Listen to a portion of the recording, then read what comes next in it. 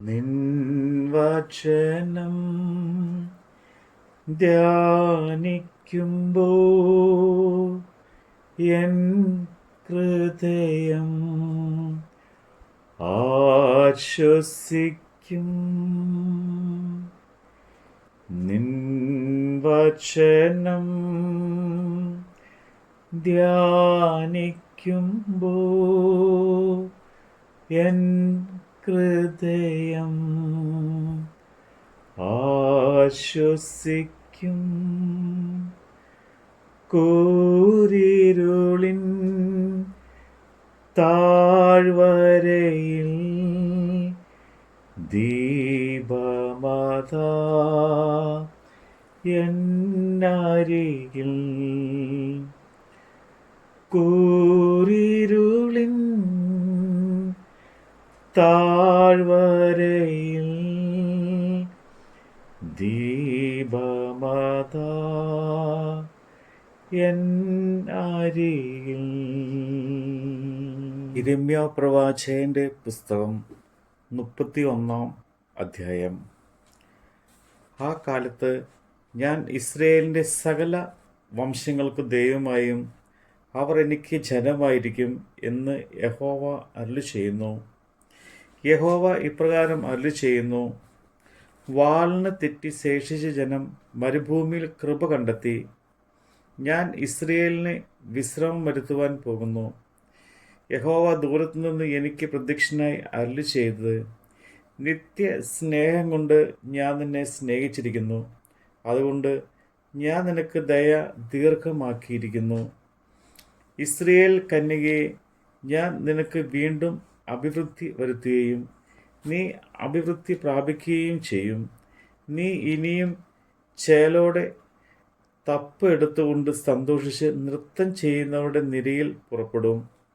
നീ ഇനിയും ശമരിയ പർവ്വതങ്ങളിൽ മുന്തിരിത്തോട്ടം ഉണ്ടാക്കും.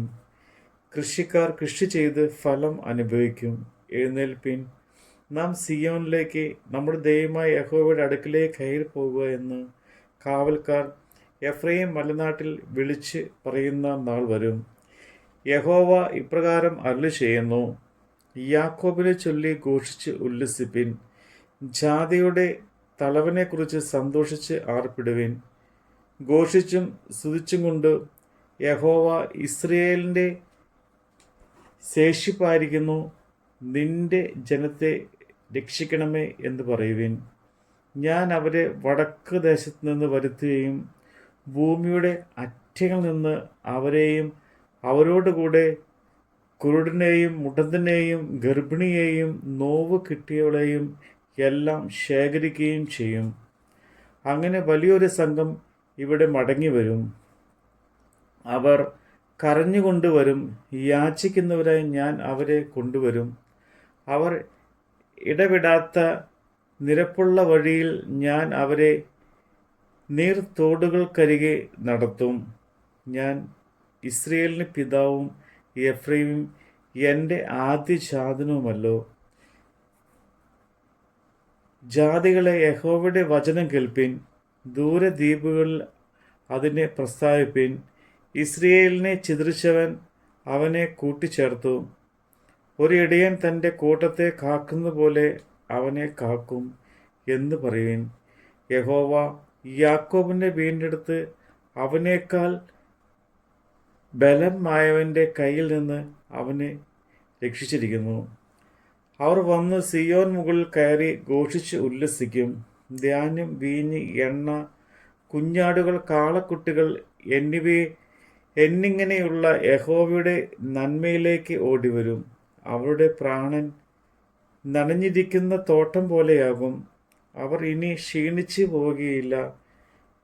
അന്ന് കന്യകയും യൗവനക്കാരും വൃദ്ധന്മാരും ഒരുപോലെ നൃത്തം ചെയ്ത് സന്തോഷിക്കും. ഞാൻ അവരുടെ മുഖം മാറ്റി സന്തോഷമാക്കും. ഞാൻ അവരെ ആശ്വസിപ്പിച്ച് സങ്കടം പോക്കി സന്തോഷിപ്പിക്കും. ഞാൻ പുരോഹിതന്മാരുടെ പ്രാണനെ പുഷ്ടി കൊണ്ട് തണുപ്പിക്കും. എൻ്റെ ജനം എൻ്റെ നന്മ കൊണ്ട് തൃപ്തി പ്രാപിക്കുമെന്ന് യഹോവയുടെ അരുളപ്പാട്. യഹോവ ഇപ്രകാരം അരുളി ചെയ്യുന്നു: രാമായിൽ ഒരു ശബ്ദം കേൾക്കുന്നു, വിലാപവും കഠിനവുമായുള്ള കരച്ചിൽ തന്നെ.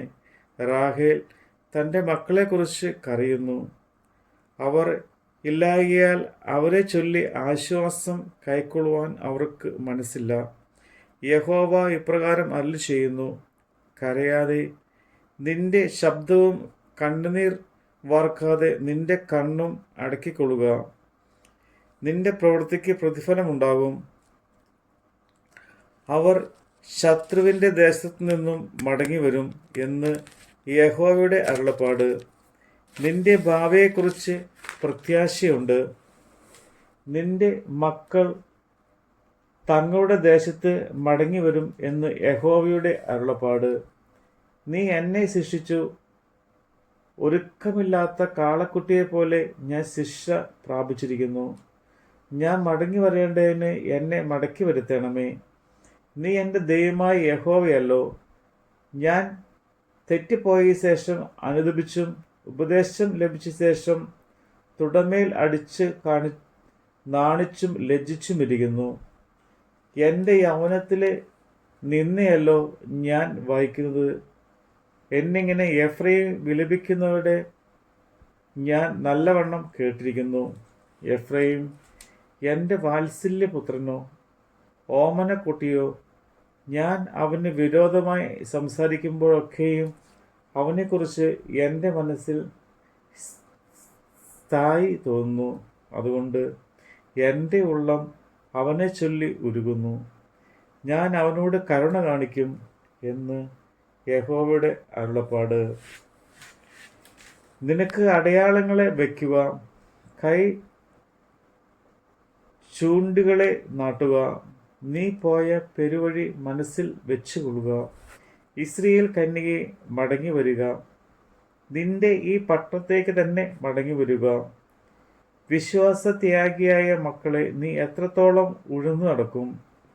യഹോവ ദേശത്ത് ഒരു പുതുമ സൃഷ്ടിക്കുന്നു. സ്ത്രീ പുരുഷനെ ചുറ്റി പരിപാലിക്കും.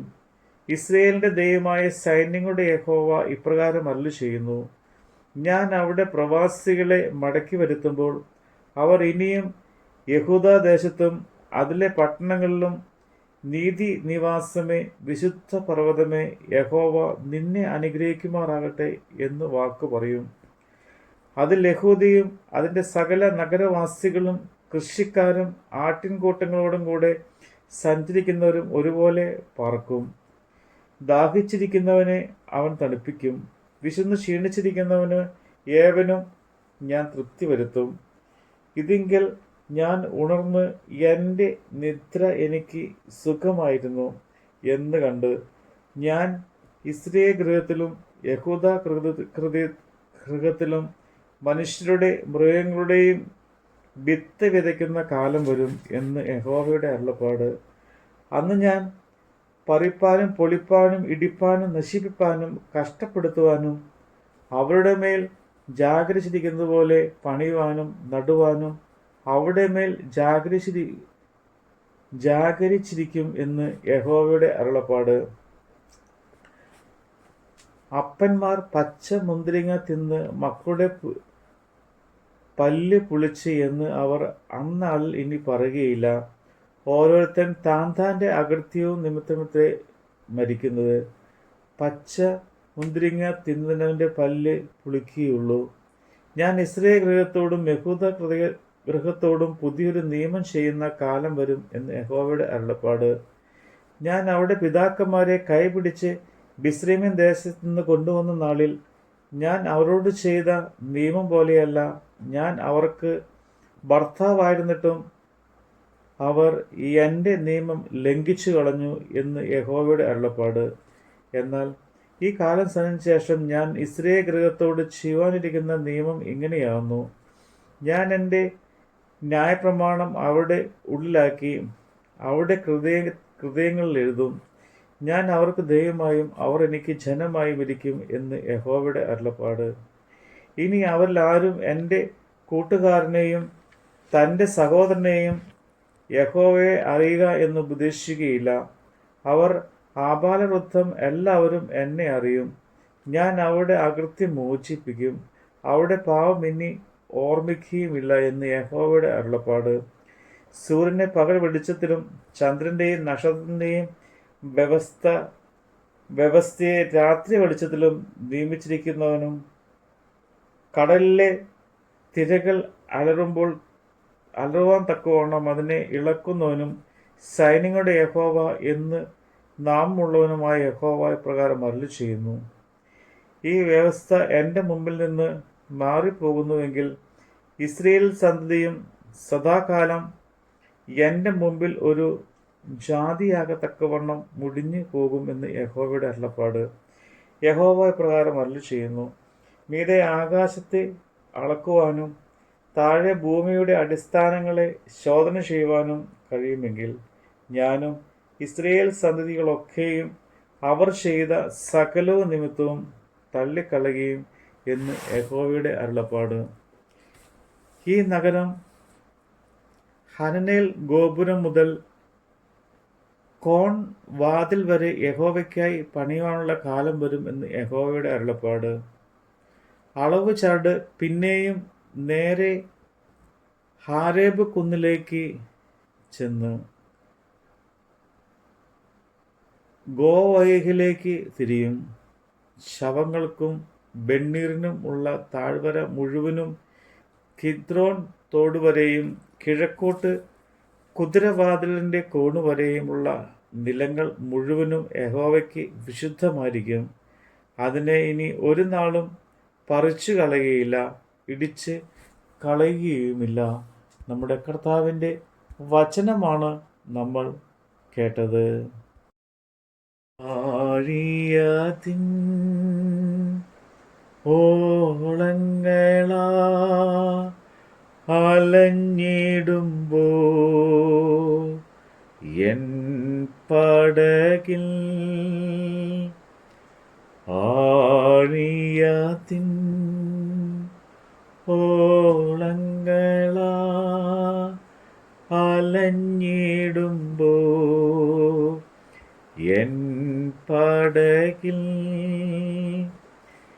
എൻ്റെ പ്രിയൻ യേശുവുണ്ട്.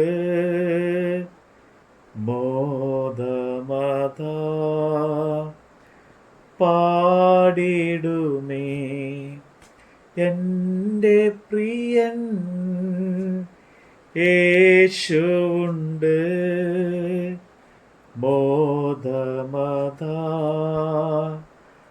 പാടിടുമേ